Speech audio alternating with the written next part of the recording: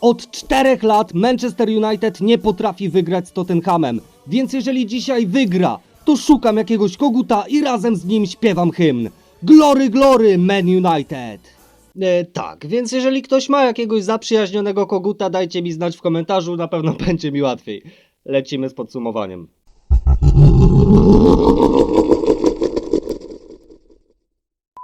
Można powiedzieć, że w końcu pokonaliśmy ten niesforny Tottenham. 4 długie lata czekaliśmy na ten moment. No, może nie 4 do końca, ponieważ ostatnie zwycięstwo miało miejsce w październiku 2022 roku, no ale rocznikowo by się to zgadzało. Co więcej, w tamtym okresie, w którym pokonaliśmy zespół The Spurs, grał jeszcze w naszym zespole Cristiano Ronaldo. I to było to spotkanie, w którym Ronaldo wywołał totalną kontrowersję, odmawiając wejścia z ławki mniej więcej w 88 minucie, po czym zszedł prosto do szatni jeszcze przed końcowym gwizdkiem, co naprawdę wywołało sporą aferę, podzieliło oczywiście kibiców, czy zrobił słusznie, czy zrobił niesłusznie, czy faktycznie Ten Hag wtedy nie okazał mu szacunku właśnie chcąc go wprowadzić na boisko na tak zwane ogony. Dajcie znać, co o tym uważacie. Z jednej strony miał trochę racji, ale z drugiej strony, no kurczę, jednak pokazał bardziej Ronaldo to, że nie szanuje kolegów z drużyny, no bo jednak mógł wejść, pomóc im dowieść to zwycięstwo, no a się obraził jak księżniczka, no wiecie. Ale okej, to jest przeszłość, zajmijmy się teraźniejszością. Świetny kolejny mecz w wykonaniu Czerwonych Diabłów, tym razem możemy ugotować rosół z koguta bez dwóch zdań. Totalnie należała nam się ta wygrana, już 4. z rzędu, więc jeszcze tylko jeden mecz, a co niektórzy będą mogli pójść do fryzjera i obciąć swoje jakże przydługie włosy. W końcu przez cały mecz tak naprawdę dominowali, byli drużyną lepszą, bardziej kompaktową, bardziej zażartą. No widać było to, że oni po prostu chcą wygrać. Jest to 4. z rzędu już zwycięstwo Michaela Carricka od momentu przejęcia drużyny przez właśnie Anglika po Rubenie Amorimie i totalnie widać jego wpływ na ten zespół. Jedni twierdzą, że przez ten okres, który ich trenuje, niezbyt mógł cokolwiek zrobić pod względem sportowym, że to bardziej jest efekt nowej miotły oraz odświeżenia umysłu po zbytnio matematycznych treningach portugalskiego szkoleniowca, ale pod względem, nie zgodziłbym się z tym do końca, ponieważ pod względem sportowym przede wszystkim co zmienił to formację, w której piłkarze czują się dużo lepiej i to widać ewidentnie, to się przekłada na wyniki, na boisko, na mowę ciała, na w ogóle zachowanie ich, wiecie, jeżeli w Europie jeździmy prawą stroną i nagle pojedziemy do Anglii, to ten ułamek sekundy może powodować o wypadku. Tak samo jest na boisku, w momencie, w którym oni są przyzwyczajeni do danej pozycji, do danego systemu i nagle ktoś im go zmienia, no to te ułamki sekund potem decydują o tym, że popełnią błąd, nie wywiążą się ze swojego zadania albo po prostu zrobią totalnego farfocla, więc to ma wielkie znaczenie i po prostu według mnie pod względem sportowym Carrick również tutaj gotuje. Do tego meczu Manchester United przystępował z pozycji numer 4, Tottenham zaś z pozycji numer 14. W ogóle w zespole kogutów jest takie osłabienie pod względem jakościowym, ponieważ ich główni gracze są tak naprawdę kontuzjowani i niedostępni. Thomas Frank musi tutaj szyć tak naprawdę z niczego i też było to widać, że mimo tego, iż w poprzednim spotkaniu urwali punkty City, no to była taka obawa, że United mogą te punkty również urwać, ale tutaj Czerwone Diabły stanęły na wysokości zadania, nie dały sobie tych punktów zabrać i na szczęście każdy wie, jak ten mecz się skończył, wygrana 2-0. Co mi się bardzo podobało w tym meczu, to to, że całe spotkanie było pod kontrolą Czerwonych Diabłów, czego naprawdę rzadko możemy doświadczyć, chyba się ze mną zgodzicie, że zazwyczaj nawet te poprzednie 3 mecze, w których wygrywaliśmy, to statystyki niezbyt przemawiały na naszą korzyść, prawda? To zazwyczaj rywal miał częściej piłkę przy nodze, to zazwyczaj rywal stwarzał jakieś tam groźniejsze sytuacje, a my po prostu z kontrataku ich punktowaliśmy, co nam wyszło na dobre, jak za starych dobrych lat.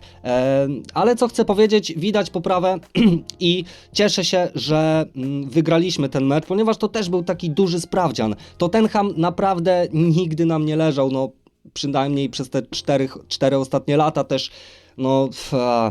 ten przegrany finał Ligi Europy, to naprawdę też mieliśmy się za co odbić. Na szczęście nam się to udało. Głupie bardzo zachowanie Cristiana Romero, który już w 29 minucie obejrzał czerwoną kartkę, patrząc na to, jak Casemiro rozwijał się z bólu, w jakich on konwulsji w pewnym momencie dostał. Ja miałem wrażenie, że on mu złamał nogę w 3 miejscach. I miałem gdzieś, że będziemy grali w przewadze jednego gracza.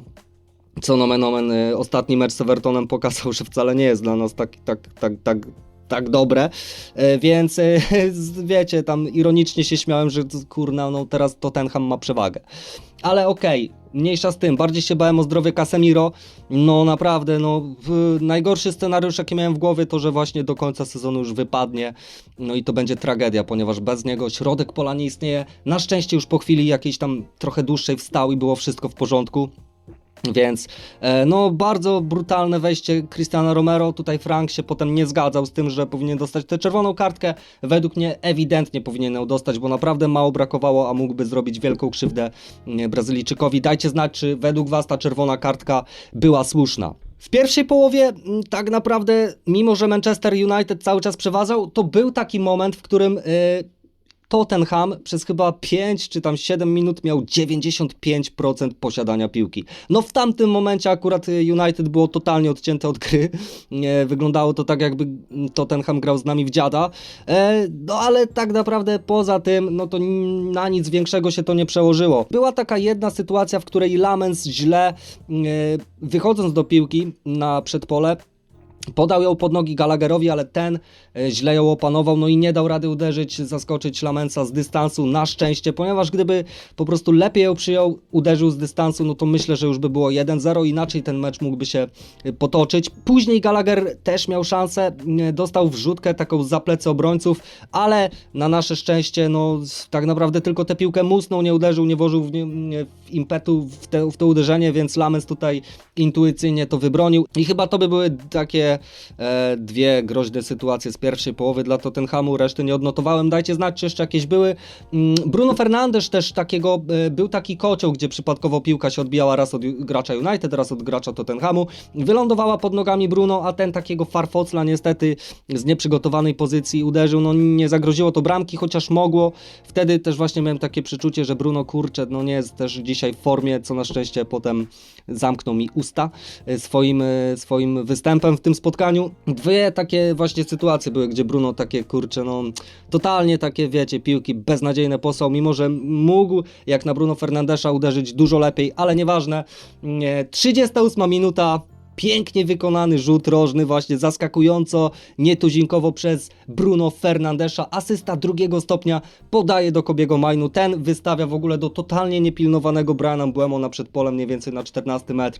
A ten takiego szczura, niezbyt mocnym, ale bardzo technicznym, kąśliwym, pokonuje Vicario, no i mamy 1-0, Brian Mbeumo, nasz najskuteczniejszy strzelec, piękna bramka, naprawdę fantastyczna, też śmieszna cieszynka, jak to w ich stylu, pomieszanie cieszynki Briana Mbeumo z pomieszaniem Six Seven i z pomieszaniem po prostu tego tańca kuni, no widać, że są naprawdę pomysłowi w tych celebracjach, fajnie to wygląda, też widać duch drużyny, że oni się tym bawią, cieszą, także fenomenalnie się to oglądało. W drugiej połowie cały czas próbowaliśmy zabić ten mecz, no nie udawało się, trochę Diallo kręcił, Bruno cały czas rozgrywał fantastyczne zawody, Kobe Mainu jest w ogóle fenomenalny, naprawdę. Owen Hargreaves powiedział w studiu po meczu, że nie widział, żeby ten chłopak zagrał słaby mecz, że jest naprawdę strasznie utalentowany, no i United powinno stawiać na tego zawodnika, ja też się cieszę, wiecie, była mowa, że w momencie, w którym Ruben Amorim by został w klubie, no to Kobe by odszedł.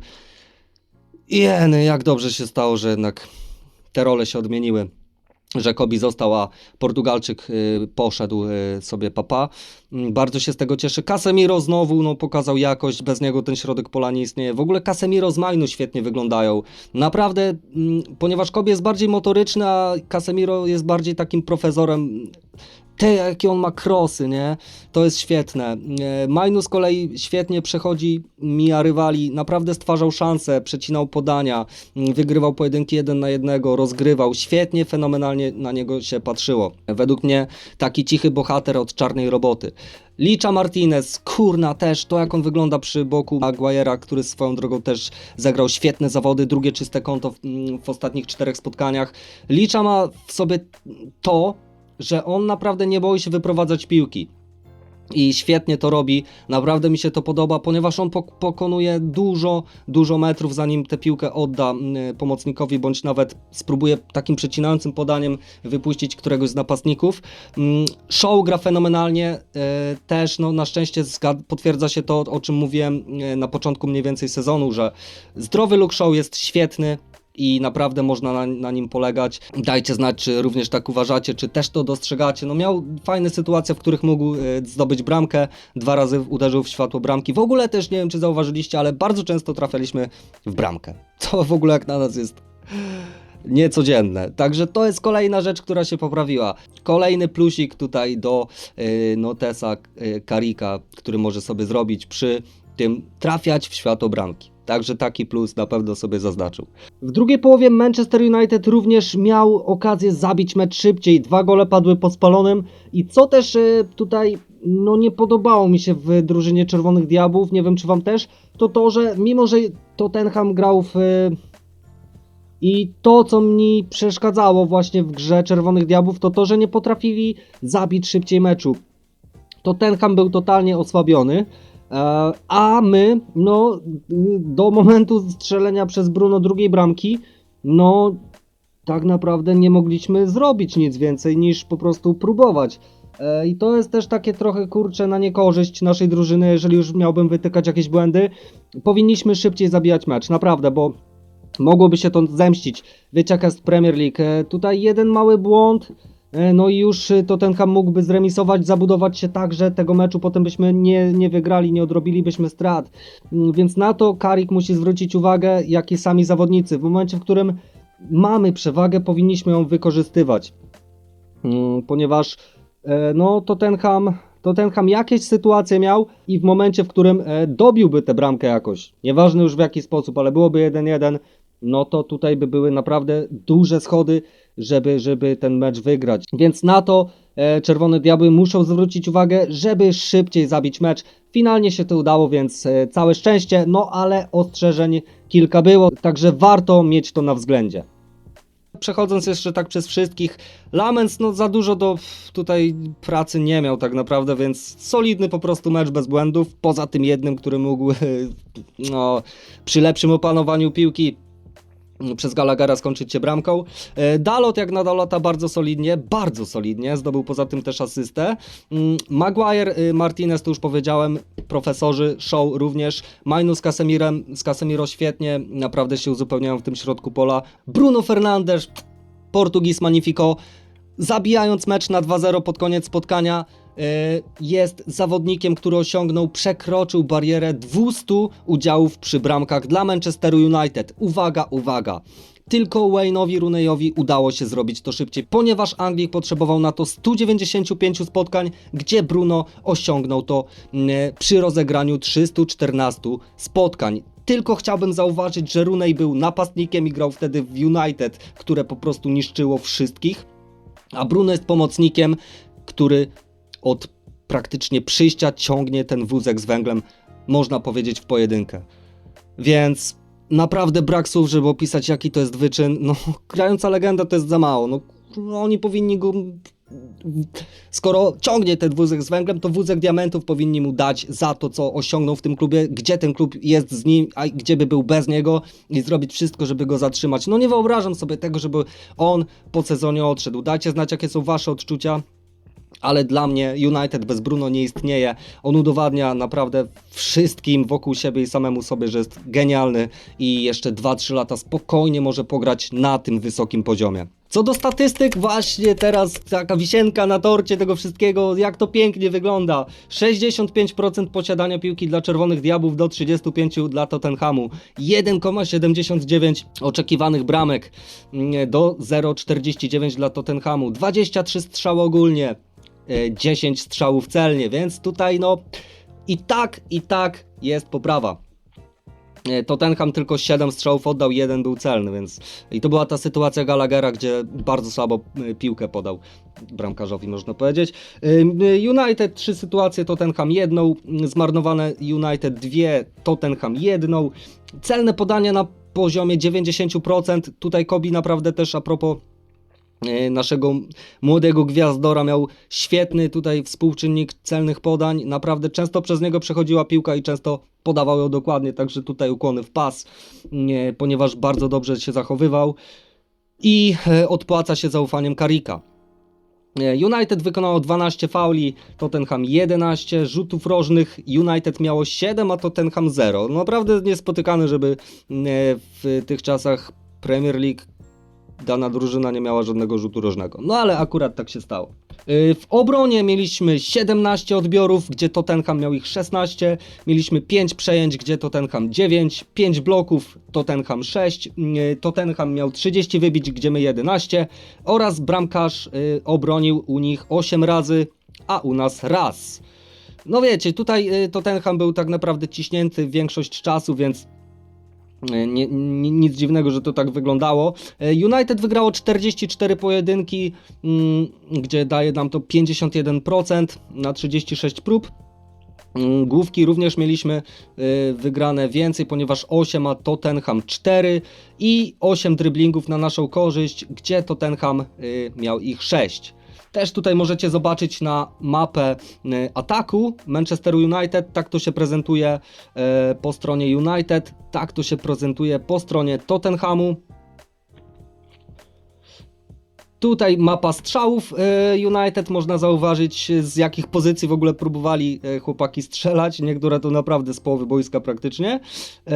I też tutaj są takie 2 punkciki, z których bramki zostały zdobyte, a Tottenham z kolei tak strzelał. No, więc cieszy mnie strasznie ta przewaga, bo nie dość, że wygraliśmy ten mecz 4 z rzędu, to jeszcze statystyki przemawiają na naszą korzyść, także no, w końcu. Dobra, zobaczmy co tam piszą na internecie teraz. Michał pisze: chuj z punktami, ale mental Manchester United wraca, biegają, walczą, nie odpuszczają po 1-0, tylko nie pompować balonika, a wicemistrzostwo samo przyjdzie, z naciskiem do końca na Arsenal. Widzieć uśmiech bossa oglądającego mecze diabłów, bezcenne. Tak, mental tutaj jak najbardziej jest dużo lepszy, widać to, sami zawodnicy to mówią, Bruno też po meczu powiedział, że ufają Carrickowi, że Carrick był już kiedyś ich menadżerem właśnie tym tymczasowym, że on wygrał w klubie wszystko, że on wie co jest ważne, wartościowe dla klubu, dla zawodników, świetnie im to wszystko implementuje, są naprawdę zadowoleni ze zmiany i oby tak dalej. Balonika oczywiście pompować nie można, bo kto wie, co to będzie. Później jeszcze 13 meczów nam zostało do rozegrania, więc no są szanse, żeby się jeszcze wywalić, zobaczymy. Ale uśmiech Sir Alexa jest naprawdę bezcenny, z tym się zgadzam bez dwóch zdań. Przemo pisze: i teraz 0-3 w dupę z West Hamem, coś czuję. No właśnie, to jest to, o czym mówię, zobaczymy, bo kurczę, no balowanie pomponika tak może się skończyć dwojako, aczkolwiek no mimo wszystko i tak nie mamy na to wpływu, wiecie, to jest takie gadanie, no i tak wszystko jest w nogach piłkarzy Manchester United, ale no i lubimy się wywalać, nie, wiecie, na słabszych drużynach, więc kurczę, no mam nadzieję, że ten 5. mecz z rzędu siądzie już. Nawet nie chodzi mi o ten challenge z obcinaniem włosów, ale po prostu o mentalność, o budowanie pewności siebie i żeby oni uwierzyli w to, że naprawdę mogą mieć taką taśmę zwycięstw z rzędu. To naprawdę da taki wiatr w żagle. No i przyda im się to strasznie.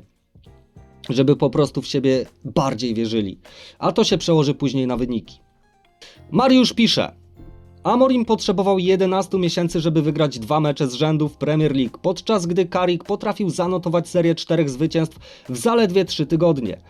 Trudno o lepsze podsumowanie różnicy w efektywności. Tym bardziej zaskakujące jest to, jak długo niektórzy próbowali bronić tej portugalskiej wizji. Co do bronienia portugalskiej wizji, sam ją broniłem.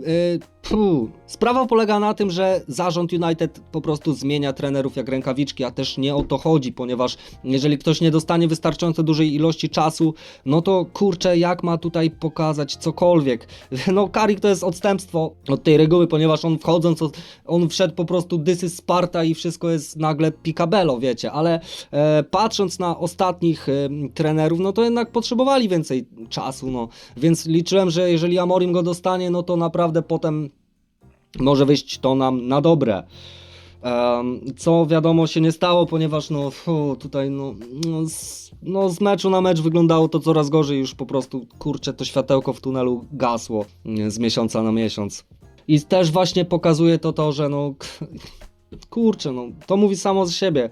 11 miesięcy Amorim potrzebował na to, by wygrać 2 mecze z rzędu. Carrick wszedł i wygrał 4 mecze z rzędu. Paranoidalne porównanie, jak to w głowie się nie mieści, wiecie. Dajcie też również znać, co myślicie o Amorimie z perspektywy czasu. Czy cieszycie się z jego zmiany, czy jednak jesteście zawiedzeni? Dajcie znać komentarze, sekcja komentarzy jest dla was wszystkich otwarta, podyskutujmy. Marcin pisze: jesteśmy nie do zajechania. Bałem się, że Totki mogą zaskoczyć, bo są z nimi problemy w ostatnich latach. A jednak. Teraz obawiam się West Hamu i Adamy Traore. Tak, bałem się też Totków, powiem wam szczerze. Kurczę, oni nam tak nie leżeli ostatnimi czasy, że masakra, plus ten przegrany finał. Ale się odgryzliśmy. Dzięki chłopaki. Adama Traore powinien się bać Martineza, pamiętacie ich bifa? Jak Martinez go przepchnął i powiedział, potem napisał taki post, że wysłał go na siłownię, potem Adama Traore cały nabuzowany, wiecie jak z tych memów, że jak Hulk idzie na gracza Chelsea, co wtedy też Kukureje wcześniej po prostu wysłał do krainy snów. Ja mam bekę z Adamy Traore, w sensie lubię go strasznie, ale mimo, że jest tak wielki, po strachu jakiegoś nie wzbudza i raczej nie bałbym się go. Myślę, że chłopaki u nas go ładnie wyjaśnią. Chyba że coś się zmieni, i on jednak tutaj ich pozamiata. Nie wiadomo, w sensie ja bardzo czekam na to spotkanie. Tak jak powiedziałem, możemy się na nich wyłożyć, ale tak naprawdę mental mamy już chyba tak dobry, że oni się sfokusują tylko na tym, żeby wygrać, żeby nie dać dupy. I tym właśnie akcentem przejdźmy sobie dalej. Tak myślę, czy coś absurdalnego było w tym meczu. Na pewno absurdalne było to wejście Cristiana Romero w kostkę Casemiro, bo kurczę, to jest kapitan Tottenhamu. Zrobił coś strasznie nieodpowiedzialnego, bo po pierwsze mógł strasznie uszkodzić Casemiro, mógł być zawieszony na więcej spotkań niż na te 3, ponieważ pewnie będzie zawieszony na 3, bo obejrzał bezpośrednio czerwoną kartkę, osłabił swój zespół praktycznie na początku meczu, gdzie Tottenham już i tak ma straszne luki w podstawowych graczach, więc wykazał się strasznie małą ilością intelektu, ale wiecie, to jest też w sumie adrenalina i wszystko, nie przemyślał tego, a może chciał, może jest głupi, może przypadkiem, nie wiem, Frank go broni, ale wiadomo jak to jest, z mojej perspektywy, to było takie chamskie, bestialskie wejście, które miało skasować Casemiro, i tyle w temacie, także absurdalna była jego decyzja w tamtym momencie dla mnie. Nic więcej nie zauważyłem. Ostatnia rzecz, kurczę, ostatnia akcja, Bruno Fernandes mógł zdobyć 13. asystę w sezonie. Piękne podanie do Bena Szeszko, a ten zamiast przyjąć to na klatę, bo była piłka na wysokości jego klatki, to on kurna się zniża i taką kurna totalnie bez siły główkę podaje do bramkarza Totków. Beznadziejnie, bo mógł zdobyć bramkę to raz, 2, Bruno mógł dostać asystę, więc straszne zachowanie, absurdalne, ja nie wiem co on miał w głowie, czy go nadal boli od tego uderzenia Bruno Fernandesza z poprzedniego meczu, co dostał taką luntę właśnie w głowę, gdzie potem straciliśmy bramkę, bo on zamiast stać na linii, to stał w bramce. W sumie te 2 rzeczy były dla mnie absurdalne w tym meczu. Jeżeli dopatrzyliście się większej ilości, dajcie znać w komentarzu. Bohaterem tego spotkania był dla mnie oczywiście Bruno Fernandes. Nie będę już się o nim tutaj rozpływał, ponieważ każdy wie jak zagrał, każdy wie kim on dla nas kibiców jest, jaką wartość wkłada dla Premier League. Najlepszy pomocnik bez 2 zdań. Grająca legenda, znowu zdobył bramkę, znowu zdobył asystę 2. stopnia, rozgrywał, wszystko był mózgiem. Fantastyczny, świetny, cudowny występ. Antybohaterem tego spotkania dla mnie był nikt. Nie mam w tym spotkaniu antybohatera. Jeżeli dla was ktoś był antybohaterem, dajcie znać. Dla mnie antybohaterem, jeżeli już miałbym kogoś wybrać, to wybieram Cristiana Romero, ponieważ przez niego Tottenham znalazł się w krytycznej sytuacji i pozbawionej w ogóle jakiejkolwiek szansy na jakąkolwiek walkę z drużyną Czerwonych Diabłów, więc jeżeli kibic Tottenhamu, jakikolwiek to ogląda, niech się wypowie, co myśli o swoim kapitanie. Więc podsumowując ten mecz, Manchester United wygrywa 4 mecze z rzędu. Wygrywa również z Tottenhamem, gdzie nie udało się to przez ostatnie 4 lata. Bruno Fernandes przekracza barierę 200 udziałów przy bramkach. Jak tak dalej pójdzie, to naprawdę po prostu będzie to spełnienie marzeń, żeby zobaczyć United w końcu w europejskich pucharach. Jeżeli oni dojdą w ogóle do nich, to po tym starcie sezonu, no to też będzie nieprawdopodobne, bo zaczęliśmy go tak do dupy, a skończymy go tak fantastycznie, a skończymy go w takim miejscu, które da nam w końcu europejskie puchary, da pieniądze na letnie transfery, których na pewno będziemy potrzebowali, bo Casemiro odchodzi. Będzie taka remontada, uwierzcie, że pieniądze się przydadzą. Prestiż się przyda, ponieważ większość dobrych graczy będzie chciała grać w Lidze Mistrzów, czy w ogóle tam chociażby w Lidze Europy. Na konferencję raczej nie będą patrzyli, więc no mam nadzieję, że to się stanie. Mam też nadzieję, że kolejny mecz z West Hamem będzie na tym samym poziomie, że znowu dadzą nam powód do uśmiechu na ustach. Więc liczmy na to, trzymajmy kciuki, dajcie znać w komentarzach, co uważacie o tym spotkaniu. I słuchajcie, tyle. Miłej soboty, miłego popołudnia, można świętować, więc trzymajcie się gorąco i do zobaczenia wkrótce na kolejnych materiałach.